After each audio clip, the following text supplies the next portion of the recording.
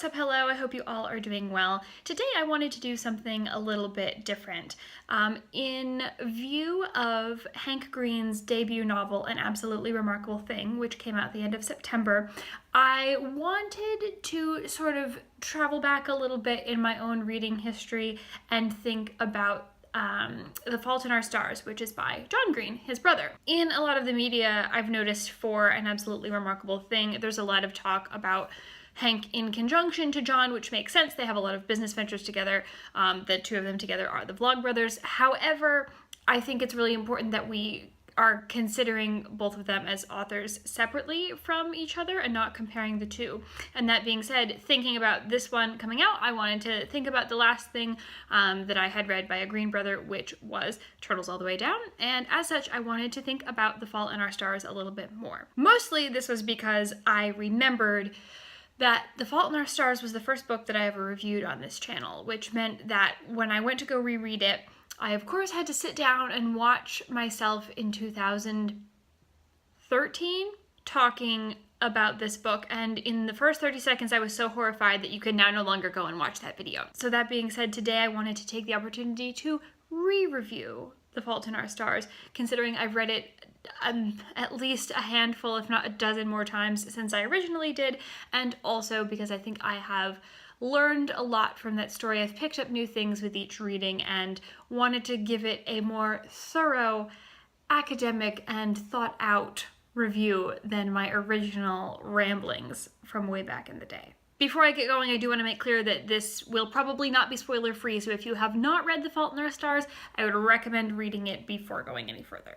So for those of you that have read the book, it follows a 17-year-old girl named Hazel Lancaster through her meeting of this boy called Augustus Waters. The two of them meet in a support group for kids and teenagers who have terminal illnesses, and they subsequently bond over this one book who is written by a man who, Hazel says, seems to know what dying is like despite having never died. I've paraphrased that, but that's essentially the gist. And so the two of them spark up a friendship and grow very fond of each other. I sort of wanted to sit down and take apart why I like this book. I've read all of John Green's canon, and I find his writing style very poetic, very sort of pontificating and philosophical, and with a sense of weight to it that I think you don't often get from other YA novels.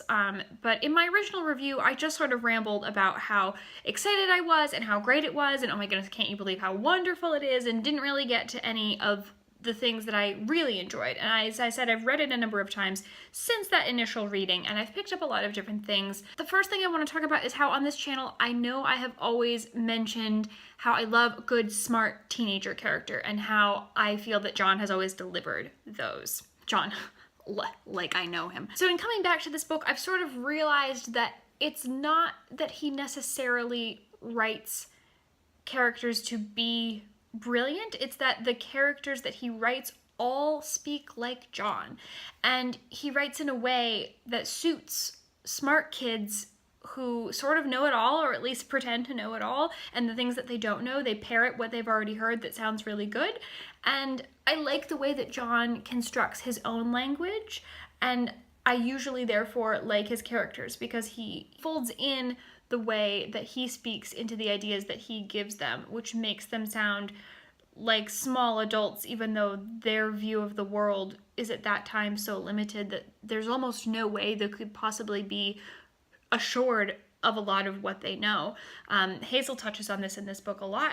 She mentions at this one part where Peter Van Houten, the author of An Imperial Affliction, says that he was trying to find the most hurtful thing to say to her, but it didn't have any effect because she had already heard the most hurtful thing before. That is a very, very nuanced thought for someone who is 17 to have, I feel. And I understand that because of her illness, she's sort of been forced to grow up a little bit faster than perhaps other people her age, but that is a very nuanced thing for someone at that age to be realizing and thinking. And it's the kind of thought that someone removed from the story might have, but John gives her that. And it's sort of his idea that's voiced through Hazel. And I think I really like that about his characters. I like that his characters sound a lot like him. one could argue that all characters are perhaps just vessels for ideas about the author's thoughts or opinions or things that they've noticed throughout life, and one could apply that argument here if you wanted to. Leave a comment if you want to get into that with me. And then in addition to that, I think it's really interesting that these characters ponder these large topics, oblivion and mortality and eternity, and I also understand that a lot of that comes from them being forced to with such a terminal illness, but it makes sense that we encourage young people of the same age reading this book to think about those ideas. It's important for young adults to ponder those topics, I feel, because that is the age when grappling with the future really kicks in, if it hasn't already for any reason before. And this book in particular addresses those topics really well while also exploring them in relation to how we relate to other people. Hazel talks about not wanting to hurt Augustus. She understands how deep his feelings are for her, and she doesn't want to die and leave him sad. She doesn't want to disappoint him by being who she is, and she calls herself a grenade, and she says, I'm a grenade, and when I go off, I want to minimize the casualties. That idea of exploring our relations to each other and what we're willing to hold back and keep from ourselves in forging interpersonal relationships. She says always that she can't do anything about her parents. They were in too deep, too far with her and her illness, but she can save Augustus in a way from having to do that with her. And he says, no, what you're doing is silly, and it's not going to lessen my affection for you. And so this is all wrapped up in her understanding that she will die, and someday she will be a disappointment to someone because she will have died, and there's nothing she can do about that. And I think it's really interesting to sort of put that out there for young people to read, thinking about how we want to interact, because that's sort of a pivotal time for learning how our interactions have greater impact on our futures, and also considering just what the future could be and what the future will look like, where we want our lives to go, because in the end, there is always an end. And I think John Green does a really good job of conveying that with this book. And that kind of feeds into, I think, the last really notable thing that I took away from this most recent reading of this book. Augustus, who is a personal favorite character of mine, just in all of his personality and quirks, is obsessed with leaving his mark, is obsessed with being remembered, and most notably being remembered for something noble. And he struggles with how he'll be remembered and for what and who will be remembering. And interestingly, I think that John Green gives him exactly that with the wrapping up of the book and with this book. Augustus as a character asks to be remembered, and John remembers him in this novel. Even after his death, Augustus is remembered for his character, the parts of him that stick out, and this yearning to be remembered is certainly one of them. It's very metacognitive, I think, to sort of think about the idea that we are remembering a character for a reason that the character wants other characters to remember him. John has given Augustus what he is asking for simply by writing him, and that really stuck out to me this time around. There are, of course, a lot of other things that this book does well. I'm sure other people have talked about its humor and its poetic nature and just how sometimes things just have a really nice button. Hazel is very, very witty, and I always appreciate the interactions that she has with her parents. I think those are some of the best pieces of dialogue in the book.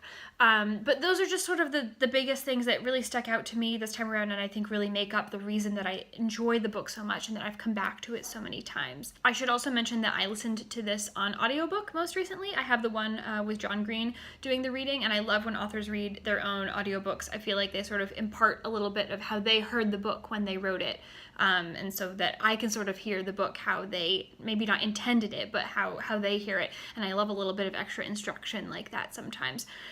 But audiobooks for me are very difficult. I find it very difficult to focus on the story and not get distracted from listening when I'm also doing other things like vacuuming or something like that, which is when I was listening to this audiobook.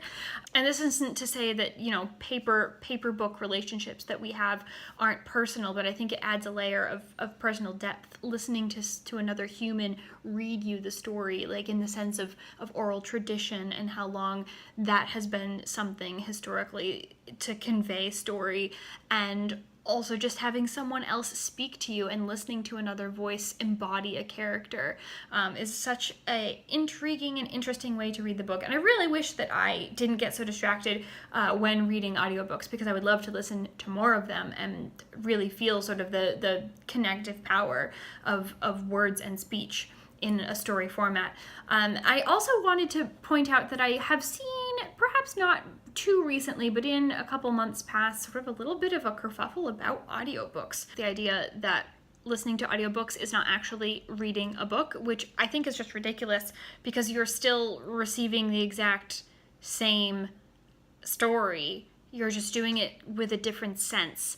And it doesn't make sense that wouldn't count as reading simply because there aren't pages to turn and you're not using your eyes. It's ridiculous. And audiobooks are a fantastic way to read. They're a fantastic way to multitask. I know a number of people that say to me all the time, I don't have time to read, and so I don't read, which always strikes fear into my heart. And that's my first recommendation, is go to the library and get an audiobook. So I just sort of wanted to say that out loud, I guess, here at the end, considering that is how I listened to The Fault in Our Stars. That's how I read The Fault in Our Stars this time around. I listened to it. It was great. I know over the years there have been a lot of reviews about the movie and the book, but if you have particular thoughts on The Fault in Our Stars that you would like to share, please do add them below in the comments. And for the sake of there being now another Green brother as a novelist, I will be doing a review on An Absolutely Remarkable Thing one of these days. It's not going to be in time, obviously, with the release of the book, but what can you do?